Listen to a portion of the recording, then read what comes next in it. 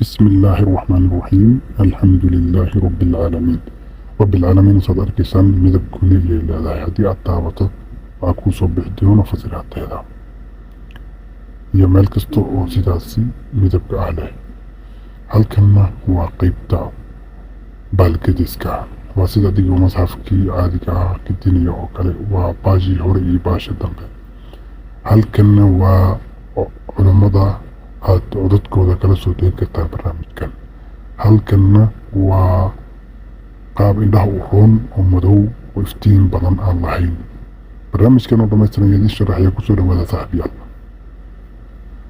idinkoo mahadsan like iyo subscribe noo dhaha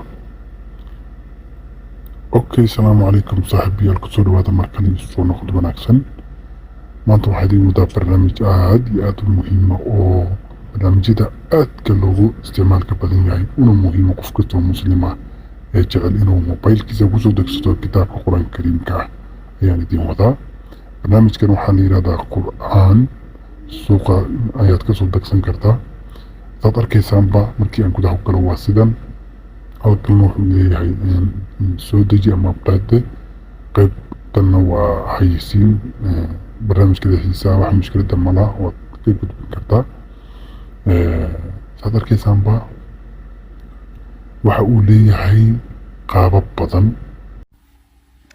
okay saad arkaysaanba qaybtanna waxaa kaaga muuqanaya dhammaan suuradihii iyo dhammaan ajzaadii iyo dhammaan waxyaabaha ama qur-aanka meelaha isaga egyahay iyo mawduucaad quseeya qur-aanka kariimka ah ayaad dhammaantooda ka wada daalacan kartaa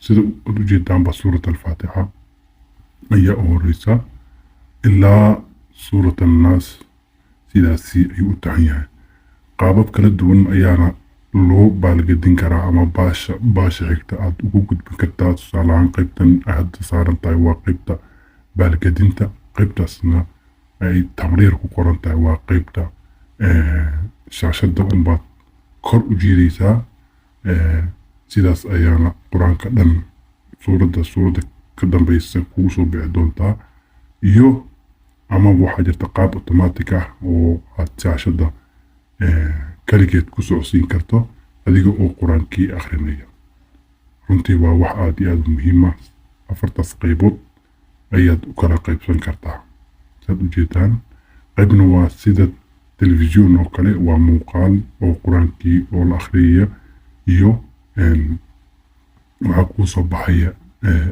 qoraalkii iyo codkii oo isla socda halkanna saad arkaysaan qur-aankii waad weynaysan kartaa oo waxa uu kuu noqonayaa wax dadka xoogaa aragga daciifka oo kale ayuu aada u saacidayaa wuuna arkayaa xarfaha iyo waxaan ku raacidaha qur-aanka si waadix ah ayuu u arkayaa saad arkaysaanba qaybtaasi meelaha qaar ee calaamadan ay leedahay ee midabkaasi le waa haddii aad taabato waxaa kuu soo bixi doona tafsiirkii qur-aanka oo carabi ah qofkii af carabiga si fiican u fahmaya ayaa garan karaa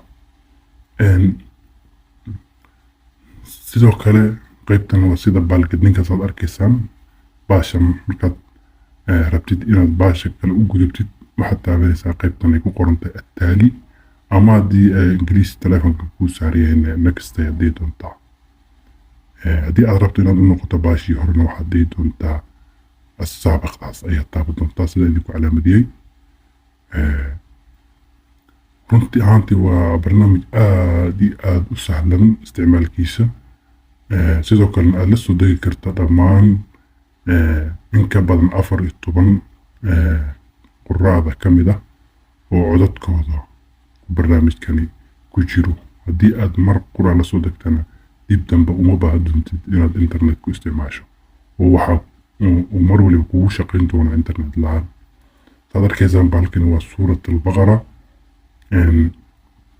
haddii aan rabno inaan tagno qaybta settingka waxaan tagaynaa qaybta 3 dhibcooda kadibna waxa aan tagaynaa qaybta ay ku qoran tahay taxmiil iyo idaadada sawtiyaad halkaas ayaad taabanaysaa ama haddii ingiliisi yani waxaa kuu muuqan doona setting xayeysiin ayaa ku jirta, laakiin wax dhib ma laha oo waxaad taaban doontaa istilaabka.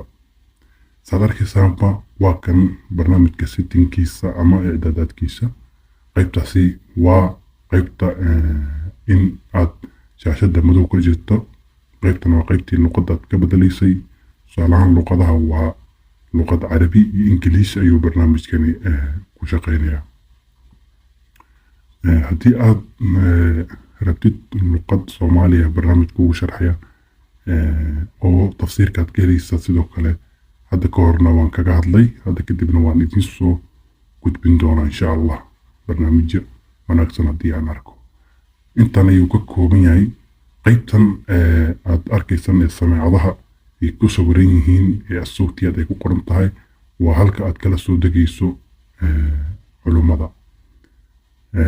halkaasi sare waa qofka hadda kuu saaran. qaybtan waa qayb aad u muhiimsan. saad arkaysaan idii calaamiyada tikraar al-aayaat ay qoran tahay oo aayadaha ayaa lagugu soo noqnoqon doonaa. intaad doontid aayadaad doontid ayaad gesha doontaa si ay kugu soo maa. halkan saad arkaysaan waa culimada codadkooda halkani ay ku seefgaraysan yihiin ee aad la soo degi karto mid ka mid a haddii aad jeceshahay inaad codkooda la soo degto oo aad sidaasi ugu dhagaysato. haddii aad mar qura la soo degtana dib damba internetka uma baahnid oo wuxuu kugu shaqayn doonaa si internet la-aana.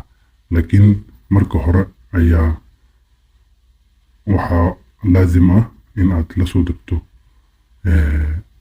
si uu markaasi kadib kugu shaqeeya. aayadaha celcelintooda ilaa 30 mar ayaa halkii aayadad lagu celcelin karaa. aad ku cesho kartaa si aad aayadaasi si wanaagsan u qabato. saad arkaysaanba barnaamijku waa barnaamij aad iyo aad u sahlan oo aan lagu dhex wareereyn oo isticmaalkiisa ayuu sahlan yahay. qaybtaas aad arkaysaa hadda idii calaamadiyeyna waa qaybta dadka aanan jeclan iftiinka ziyaadada ama caddaanka ah ayaa haddii aad calaamadaasi qaybtaasi aad tag saarto masxafka wuxuu kuu noqon doonaa masxaf madow. hadda saad arkaysaan waa sidan oo waa caddaan, qoraalkiina waa madow. laakiin marka aan hadda soo bedelno ka raalli aada xayeysiinta, marka aad soo bedeshay ee aad soo saarto qaybtani shaashada madow ama isticmaalka habeenkii ku wanaagsan, qoraalka wuxuu noqon doonaa oo aayadaha qur-aanka ku qoran yahay qoraal caddaana. tin kartaa khadka ama qoraalka qur-aanka kariimka sida uu u qoran yahay oo ah inaad ka dhigto si waaweyn ama aad ka dhigto si yaryar oo yacni halka safxad ay kuu noqon karto halka mar ay kuu soo bixin karto safxaddii masxafka oo ah 15 sadar ee aan garanayni kitaabada ku qornaa. haddii xogaa araggaaga daciif yahayna waxaad geysan doontaa meesha adiga kugu habboon ee aad isleedahay qur-aanka si fiican baad ugu arkaysaa. hadda saad arkaysaanba waa aan yareeyey oo khadkii ugu yaraaday waxaana ii muuqanaya safxaddii oo kaamil ah saad arkaysaanba. laakiin dadka qaar waxaa laga yaabaa inay ku wareeraan suuradda aayadaheeda hore masxafka caadiga meel gaar ayay ku qoran yihiin, laakiin halkan waa isku wada qoran yihiin laakiin waxba dhiba ma lahan. hadda waxaan soo saaraynaa qaybtii shaashadda madowga ahayd iftiinka dadka aan jeclayn iftiinka caddaanka ah indhaha roon oo ah qaab madow. saad arkaysaan waa kan qaybtan aadii calaa qaybtaas ayaa tag saaraysaa. kadibna waxaan u noqon doonaa ama intaanan noqon ka hor baad arkaysaa in uu barnaamijka gudihiisii isu bedelay qaab madow ah oo qoraalkiina isu bedelay caddaan.